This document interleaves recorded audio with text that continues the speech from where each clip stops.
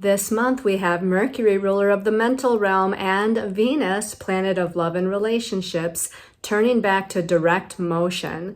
And Mars, planet of forward movement, energy, and action, is getting ready to move back into creative fire sign Leo.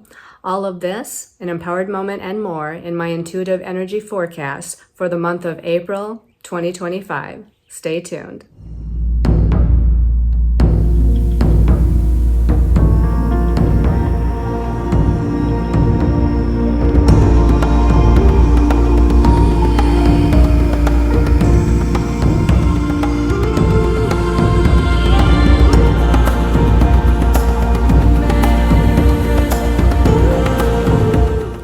Hello everyone, this is Colleen Lemma, Starseed Astrologer and Spiritual Messenger from Sacred Soul Empowerment, here to do the monthly intuitive energy forecast for the month of April.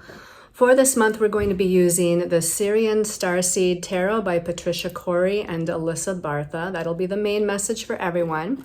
Your special message card this month, depending on the stone of choice that you choose, is going to be coming from the Goddesses, Gods, and Guardians deck by Sophie Bashford.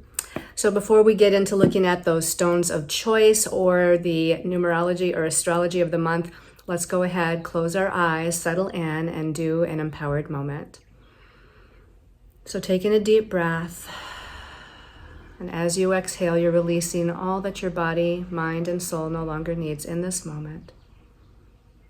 Making sure that your feet are flat on the floor if that's possible, with your legs and arms uncrossed so that the energy can flow freely through you and within you. Visualizing gold and white light of God's source energy, spirit, creator all around you. And as you see or sense, feel, or just know that you're surrounded in that golden white light, take a deep breath, breathing in that golden white light of unconditional love, compassion, protection, and guidance into every cell of your body. As you exhale, relaxing your body even more, clearing your mind, being in a state of peace, balance, and groundedness. And as we shift into this month of April, we're just coming off of the eclipses of March. The full moon lunar eclipse, the new moon solar eclipse that brought in changes, redirections, awakenings, downloads, healing, releasing, new potential and new beginnings. And as we're now in this month of April, there still may be some areas where we need to release and let go, close a chapter of our lives, lovingly send old energies on their way.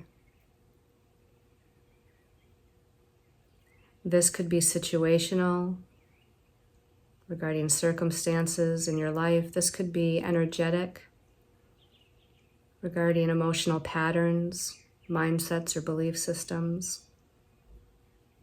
Whatever form these old energies and old stories take, scan your body and energy field for where there may still be connections to the past that are no longer beneficial for you. Some energies of the past we want to stay connected to. We want to hang on to. But some energies of the past we know are no longer beneficial, not supporting us,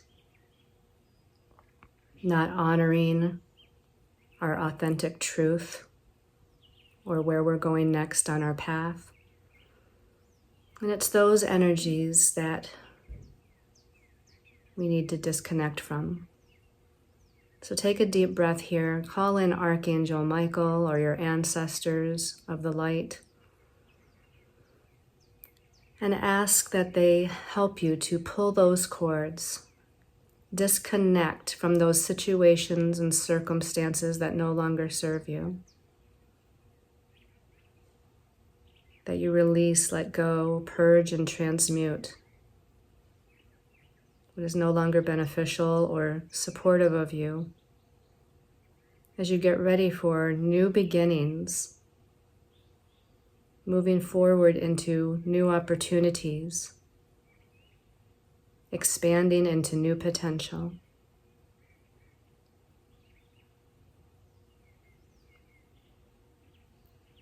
So send that intention out.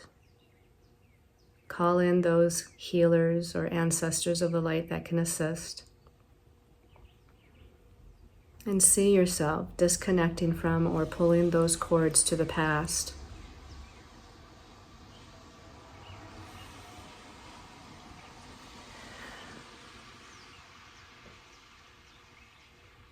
And taking one last deep healing, cleansing, and balancing breath now. And as you exhale, in your own time, when you feel ready, you can open your eyes and return to this time and place and space. Okay, well, let's go ahead and take a look at our stones of choice for this month. So the first stone of choice, oh, this is not good lighting. We have cloudy day today and it's rainy, so not very good sunlight lighting here. But this is green opal. It's kind of a light, almost like a lime green color. And the green opal is both cleansing and rejuvenating at the same time. It kind of reminds me of like springtime, right? The green grass in the spring.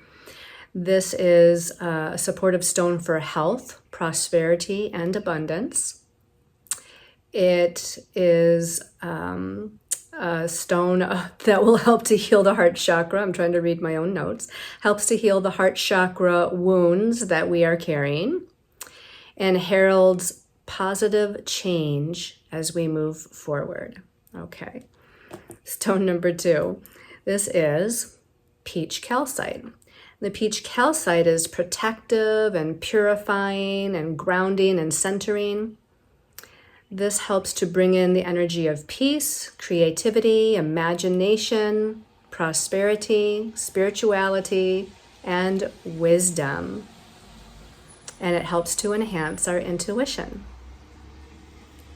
And stone number 3 is called prehnite. This is also a green stone, but it's more, I don't know, what's the word? You can almost see through it a little bit. I mean, not really, but you kind of see, you can see my finger in the back there a little bit. So it's opaque. That's the word I was looking for. A little bit more opaque. And you can see that it's got some,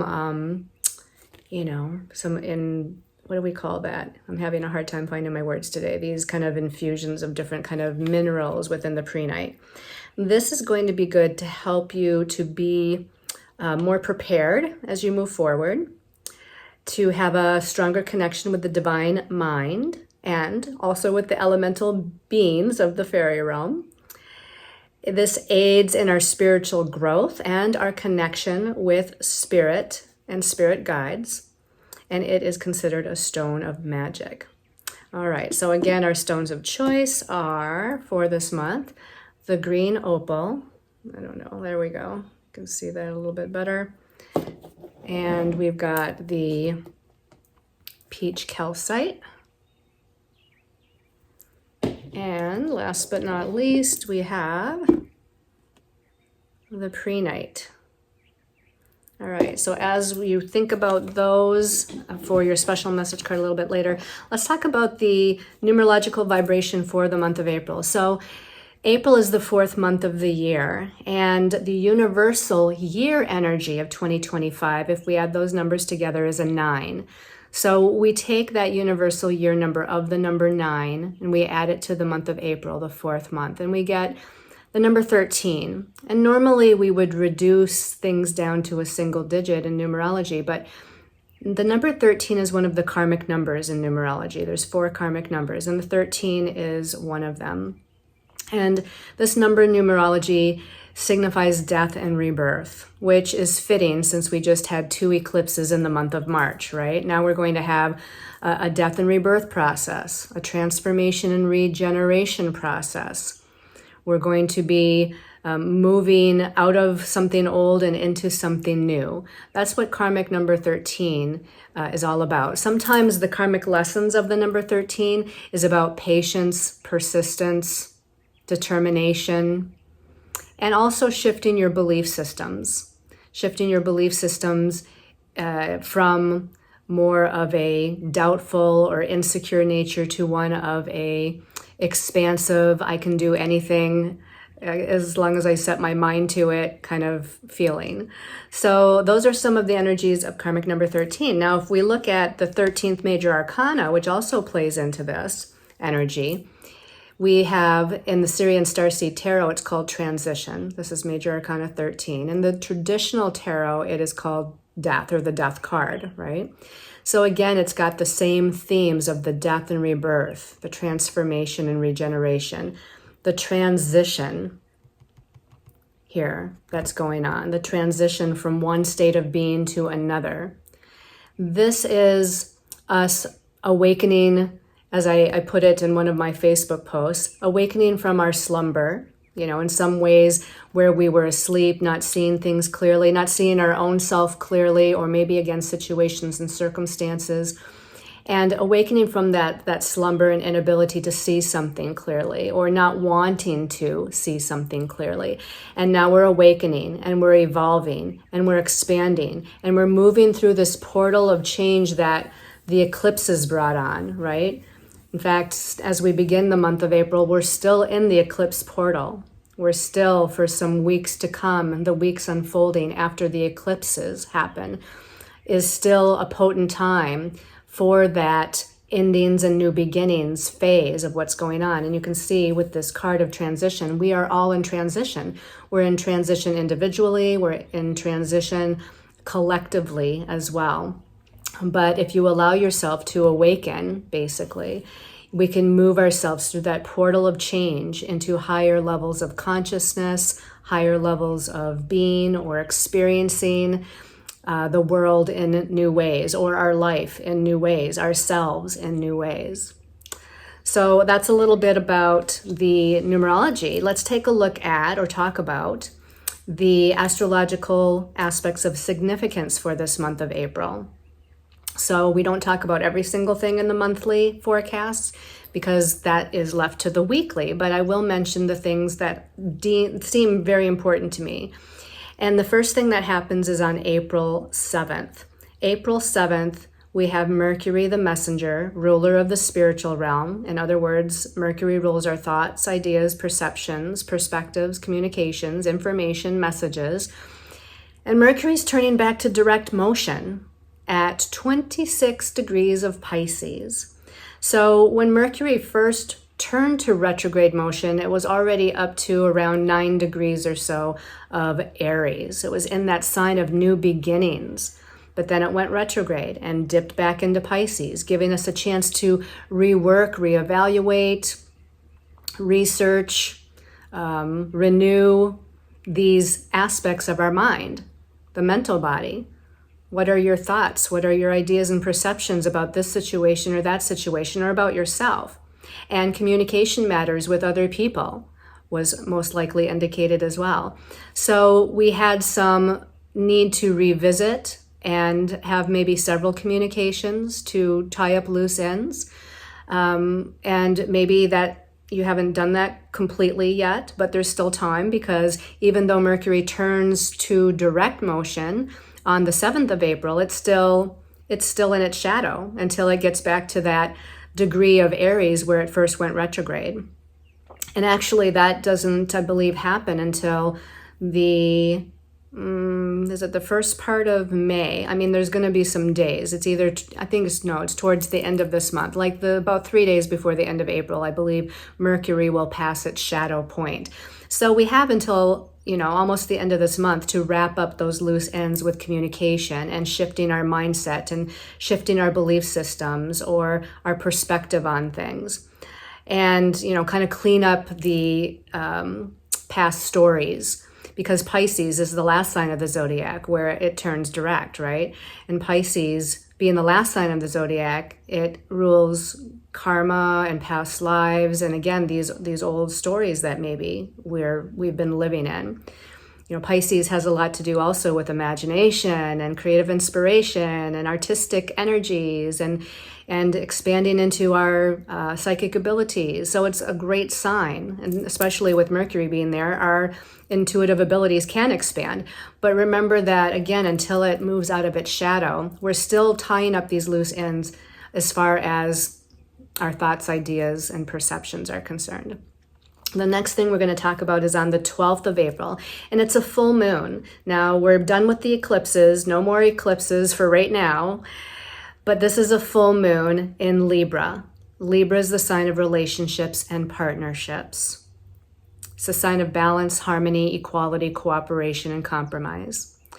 So when we had the new moon solar eclipse on March 29th in the sign of Aries, it was the last eclipse in a cycle of over about 2 years where there was lessons and indications of self versus others, you versus relationships.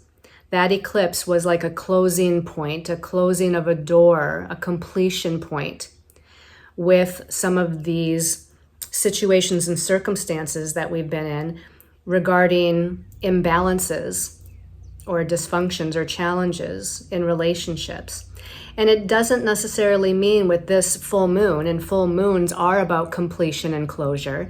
It doesn't mean that something physically needs to come to an end. Maybe it's something emotionally, an emotional pattern. Maybe it's something mentally, a way of, again, a mental pattern, an old story. It could be spiritual lessons from other lifetimes. So this completion and closure with this full moon in Libra, I believe it's 23 degrees of Libra, is bringing something to a close that most likely started a years ago or over 2 years ago. And then again, that solar eclipse, the end of March, highlighted something important to pay attention to regarding that. And then on the same day, it is actually on the same day, the 12th of April, Venus, planet of love and relationships, Venus, also ruler of personal resources like money and finances, Venus also rules values and self-worth. She's turning back to direct motion at 24 degrees of Pisces. So she went some weeks ago all the way up to around that same degree, around 10 degrees or so of Aries, before she turned retrograde and dipped back into Pisces, just like Mercury did. So again, we're going from Aries, the first sign of the zodiac, where there's new beginnings happening, and both of those planets moved back into Pisces, the last sign of the zodiac, where we needed to complete something, some old lessons, and understand things from a higher spiritual perspective. Kind of, again, clear those old spiritual stories. In this case, about love and relationships, money and finances, what we value, who we value, and how we value ourselves. So Venus is 24 degrees Pisces when she turns to direct motion. So both Mercury and Venus, very close to the same degree in Aries when they went retrograde, very close to the same degree in Pisces, 26 for Mercury, 24 for Venus, in Pisces, that last sign of the zodiac where they turn back to direct motion.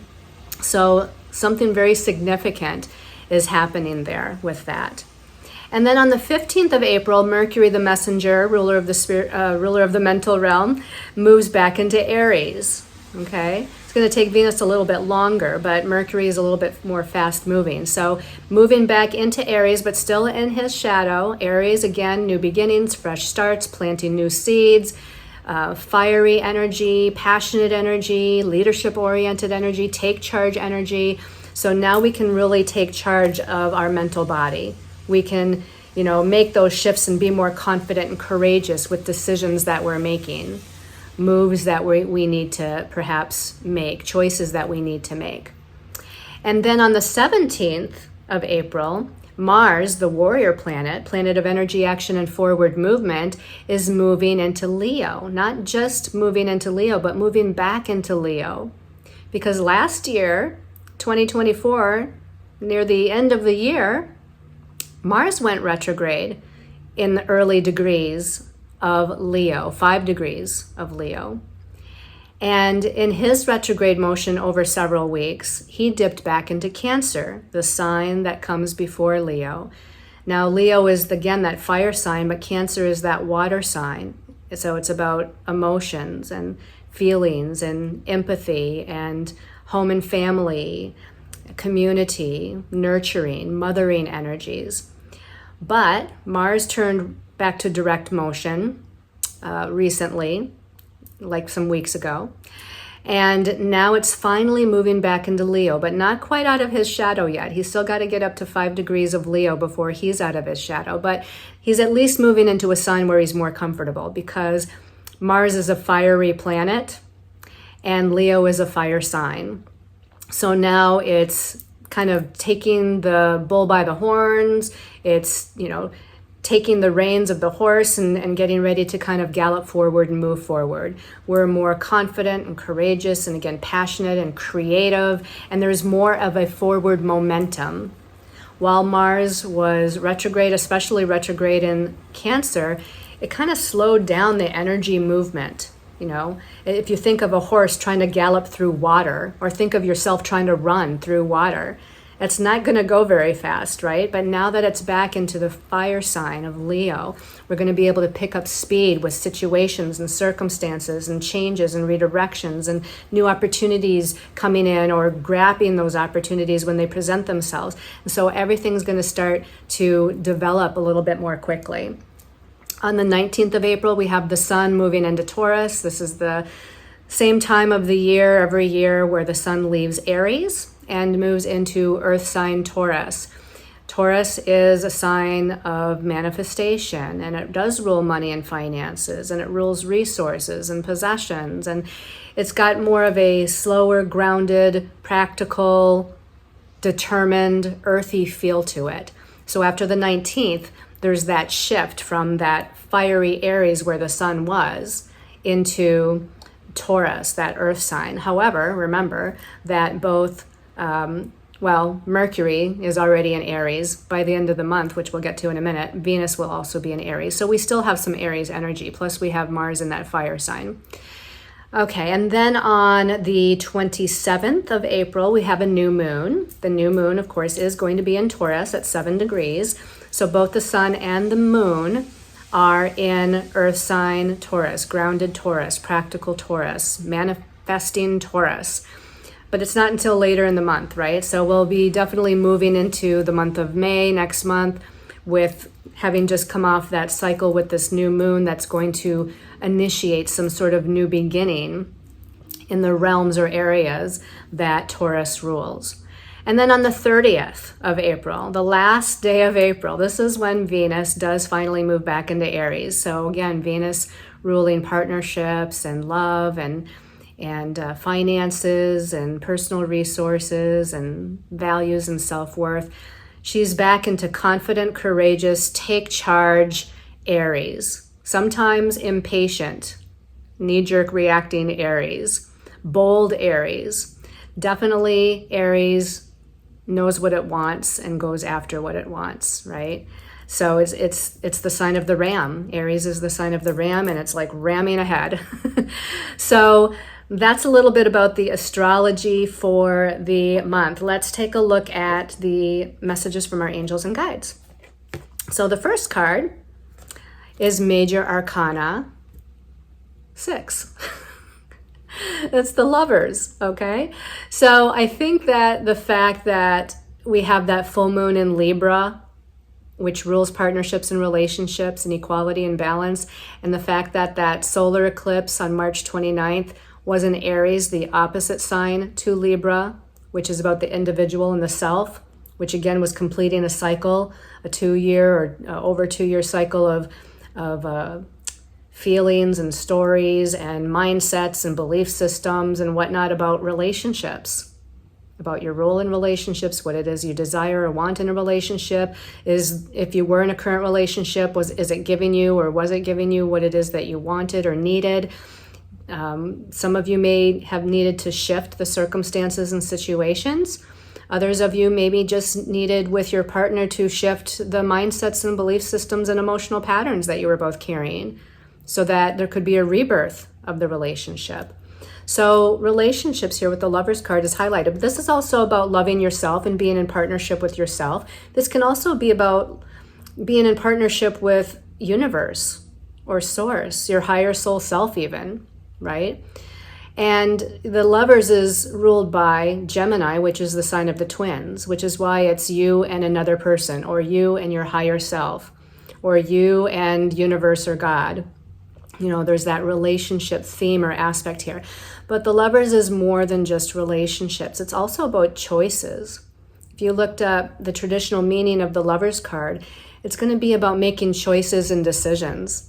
This way or that way, this decision or that decision. Which fork in the road do I need to follow? You know, it's like I'm standing here, and probably with those eclipses and with this full moon, maybe you are still in a fork at the road regarding relationship. Or if you've already made a shift or change in some way, shape, or form, maybe it's just more of a need to make a choice of where you still need to shift your mindset about relationships, or how you want to be treated in a relationship, or what your part in any challenges within a relationship are. So this is all about bringing things back into balance. The twins, right? The twins are usually mirror images to one another. So first of all, we're mirroring back and forth our energies, our gifts, our challenges, within relationships.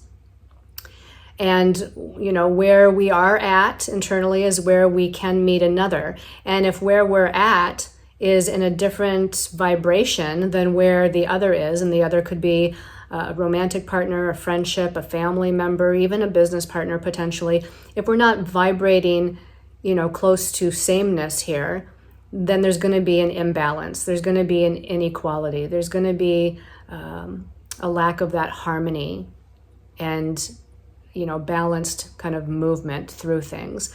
So these are some of the questions that you might need to ask yourself. Is there something that I need to change or be aware of?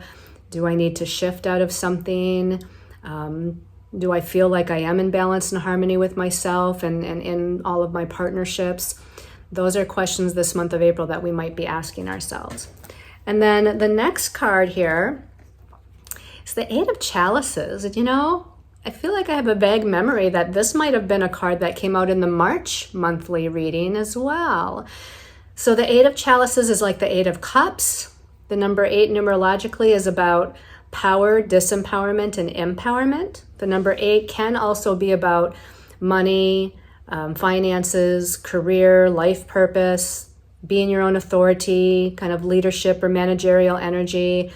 But we're in the suit of cups, we're in the suit of emotions. And so it feels less like career stuff, unless it has to do with how emotionally connected you are to your career, how passionate you are about your career, which could bring in, do you feel empowered in your career or disempowered? But I feel like this is more about emotional matters, which can go back to, again, relationships. It can be also just about your own emotional body and emotional nature, and those old stories that make you, I shouldn't say make you, that create a sense of sadness or despair or doubt or fear within you. You can see this person walking away. It's time to walk away from the old stories. It's time to walk away from the negative emotional states, and sometimes we might need to change an outer circumstance to bring in a sense of peace and balance and more harmony to our emotional body or emotional state. This is about empowering ourselves, walking away from, again, whether it's energies within you, mindsets, belief systems, old stories, or whether it's circumstantial, situational, things that disempower you, energies that disempower you, and walk away towards something new. You can see this person, like they get to the edge of the sand dune here and they don't know what's beyond the edge of the sand dune. It could be a drop-off. It could be a whole beautiful oasis of flowers and waterfalls rather than the barren desert. They don't know what's beyond there, but they're ready. They're saying it's time to kind of pull those cords and release these feelings of disempowerment, or where there might be some power and control issues going on within yourself or in relationships or situations and circumstances. And let's walk away. Let's walk towards the edge of this sand dune to, meet the horizon basically and see what's next. It's ready to see what's next. All right, the last card. Okay, the last card is the Ten of Flames. This is like the Ten of Fire or the Ten of Wands. The number 10, it's the last of the minor arcana before we get to the court cards, which are the Page, the Knight, the Queen, and the King. The number 10 itself, it's even past the last single digit, right? The last single digit is a 9. But the 10 is about completion. If we looked at that numerologically, the number 10, if we add 1 plus 0, is a 1. So it's nearing us towards a new beginning. Okay, so we're getting towards the completion of something because from a tarot standpoint, the 10 is the last minor arcana, so it's a completion of an energy. But numerologically, the 10 also reduces to a 1, which means there's a new beginning. We're on the horizon, or we're on the edge of a new beginning. Now, the suit of flames or wands, this is the spiritual realm, the spiritual creative realm. So this has a feeling of completion of an old karmic cycle. Spiritually, karmic cycle would be a spiritual matter. So I feel like we're ending an old karmic cycle. We're bringing an end or tying up loose ends when it comes to past life situations and circumstances, or again, a releasing of an old story. And again, we're getting ready for a new beginning. This person looks like they're in the dungeon, or they were in the dungeon, but they're actually walking up the stairs. They're walking up the stairs towards the light that's up here. They have a lighted torch. They're actually carrying 9 other wands here on their back, So if you can think of 9 heavy wands, in a sack on your back, that can get quite heavy. So you've been carrying something heavy, a heavy load of some sort. You're using one of those wands as again, this guiding force, towards a new beginning, because the Ace of Wands is a new beginning. So they actually have one lit wand, and they're lighting the way towards that new beginning and up the stairs from the dungeon below, which could be maybe subconscious or unconscious patterns, or just being in the dark and not willing to see something about yourself or about a situation or circumstance in your life. But you are now moving up. You're moving up and out. You're completing the cycle. You're completing the karmic cycle, the spiritual cycle. You're moving towards the light. You are lighting your own way. You've got that confidence and courage and that determination, that wherewithal to say, I'm ready for something new. I'm ready to be in the light, be of the light, shine my light. And this is where we're going through the month of April. So really, it's a pretty good reading, even though we had a couple of cards that seem like, they're more heavy. And, the first one starting out with these decisions or choices, and whatnot that we have to make. But it's giving us this way kind of forward or out, so to speak. When you look at the staircase in this card, it's like the light is peering from around the corner. Again, it's sort of like this card where you don't know what's beyond the horizon, but you're ready to figure that out. You're ready to move away from disempowerment and see what's beyond that horizon. Here, you're ready to climb up the stairs, basically, put your effort in, those last few steps that you need to take. And round the corner, you don't know what's there, but you can see the light is shining from around the corner. There's something more joyous and illuminating about what's around the corner. So that's where you got to focus your attention and know that it's definitely better than being down here in the basement or in the dungeon of the dark. Okay, that was pretty metaphoric. Pretty dramatic, right? Sorry. All right, let's see what your special message card is depending on your stone of choice. So the first stone of choice was the green opal. So special message for the month of April. For the green opal people, this one's calling my attention in the middle. Ooh, Kuan Yin, gentle, loving, wonderful, healing Kuan Yin, right? And it says kindness and nurturing. The first thing that jumps into my head is that we have to be kind and nurturing to ourselves. We've been through a lot just in these first 3 months of this year of 2025. It's been quite an interesting journey thus far. And sure, we should be kind and nurturing and loving and caring and supportive to other people in our lives, you know, friends, family, etc. as well. But I feel like this is being kind and nurturing, mothering, loving, caring, supportive towards yourself. She carries this ball of light in one hand. And I really don't know, it looks like almost like a vase with something that's kind of growing out of it here. Looks like a little sprig of a spruce tree or something. I don't know what that is. You know, if it was a sprig of a spruce tree, that can bring in more grounding. We've got, again, a vase where something is starting to sprout or grow. We've got this creative ball of golden white light here, where it's, you know, this supportive energy, this magical energy, this empowering energy, because the golden yellow is the color of the solar plexus chakra. She's got also yellow kind of as a halo around her. So this is a very empowering kind of energy, confidence and courage and willpower. And she's got the magic in her hands to create that. But she's in a state of peace. She's got her eyes closed. She's not active right now. So, you know, maybe for you, the people that chose the green opal, maybe it's still not quite time for action. Maybe it's still a time for healing and balance and peace within yourself, finding peace within yourself. And, you know, we do still have, you know, again, those planets, Mercury and Venus, they will go to direct motion, both of them, before mid-month, but still not be out of the shadow period of being in Pisces for the next few days after that. And again, Pisces is that healing sign of the zodiac. So maybe at least for the first half or 3/4 of the month of April, you're needing still to be in this place of peace and serenity, meditation, self-reflection, walks out in nature. Maybe you need to work with plants. Maybe you need to garden, you know, or, you know, commune with the flowers or the trees. And again, find that magic within your solar plexus chakra, that spark of light and willpower within the solar plexus chakra. Soon it will be time to kind of throw that magic ball out and create whatever is the next step for you. All right, let's take a look at the special message card for the people that chose the peach calcite. So special message for peach calcite people for the month of April. This one actually, it was on the bottom and it was kind of like saying, pick me, pick me. Love it. Mermaid of Lemuria. Mermaid of Lemuria. It says joy. Yes, we all want to be in joy, right?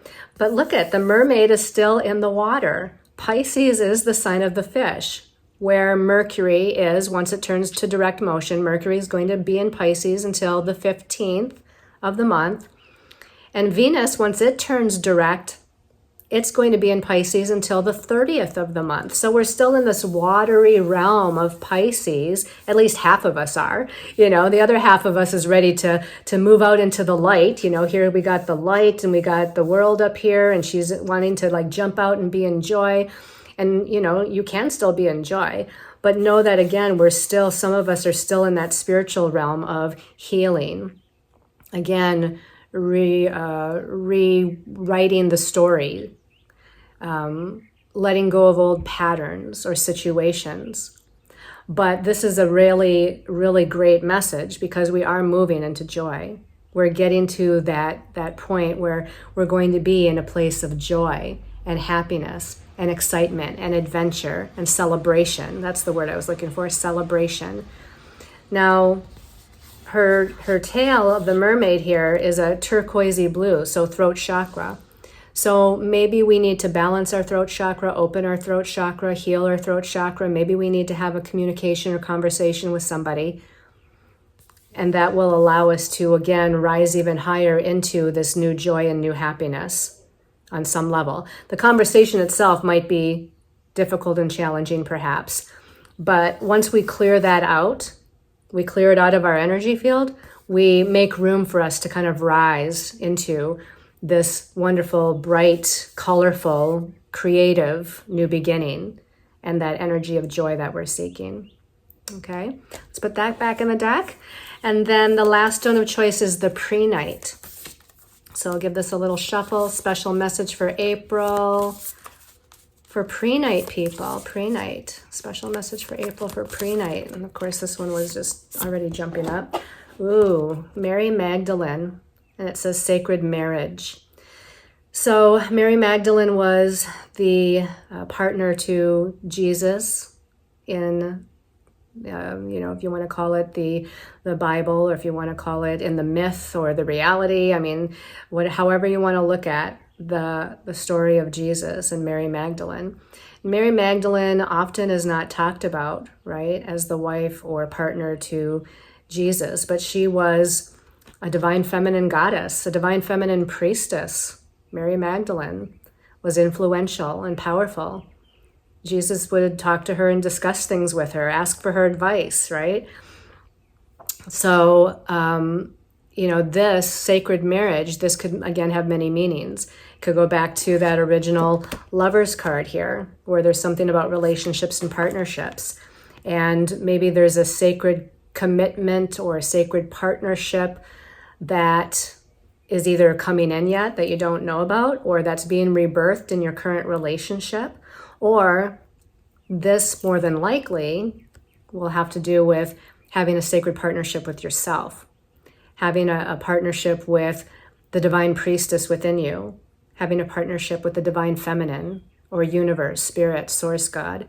You can look at it several different ways here. She's got an ankh around her neck. When I think of the ankh, I think of Egyptian energies.